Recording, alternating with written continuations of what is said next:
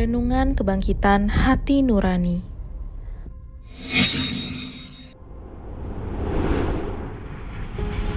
Ketika jantungmu berhenti, tidak perlu dicemaskan.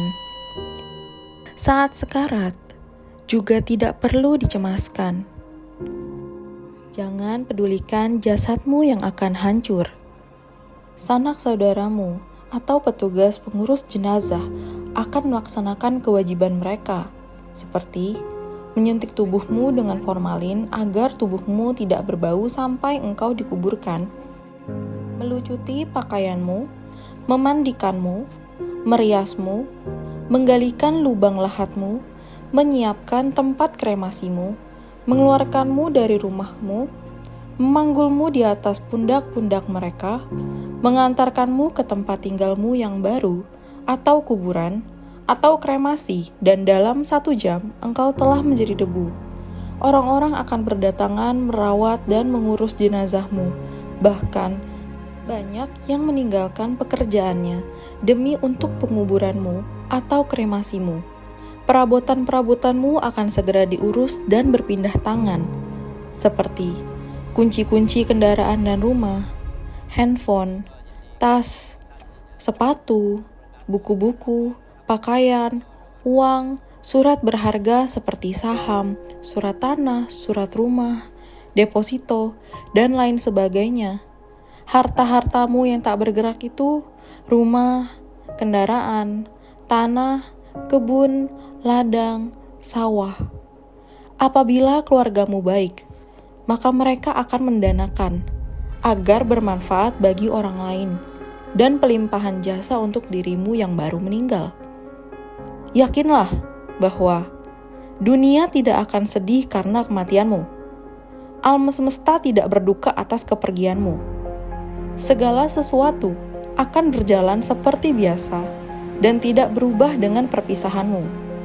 Perekonomian akan terus berputar. Pekerjaanmu akan digantikan oleh orang lain. Hartamu akan pindah tangan secara halal kepada ahli waris.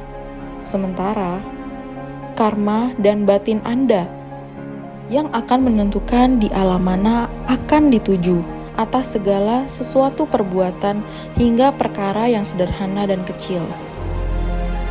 Yang pertama lepas darimu adalah namamu. Saat Anda meninggal dunia, orang-orang bertanya, "Di mana mayatnya?" Mereka tidak memanggilmu dengan namamu.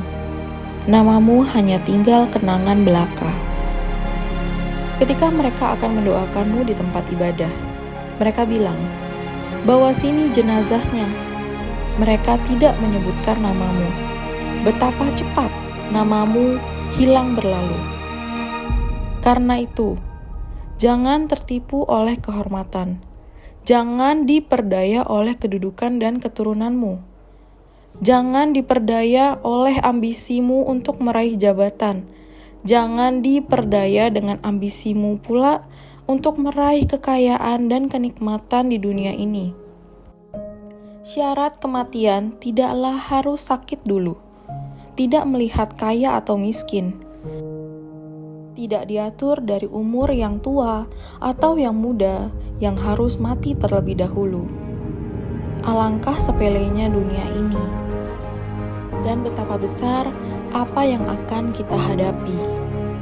Kesedihan orang atas kepergianmu ada 3 macam.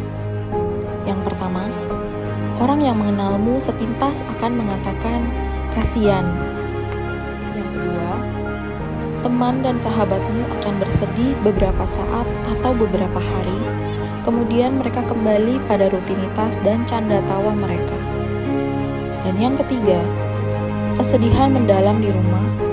Keluargamu akan bersedih sepekan, 1-2 bulan, atau hingga 1 tahun. Kemudian mereka akan meletakkanmu dalam album kenangan.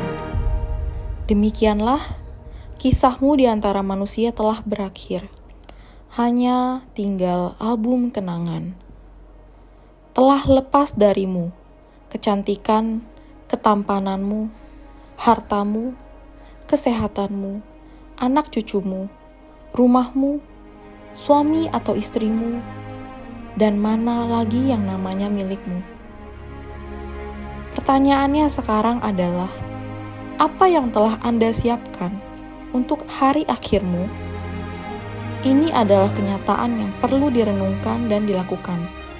Yang pertama, cek kebajikanmu. Motivasi hatimu ketika engkau pergi beribadah. Yang kedua, cek perbuatanmu. Motivasi juga hatimu dalam memberi dan melepas.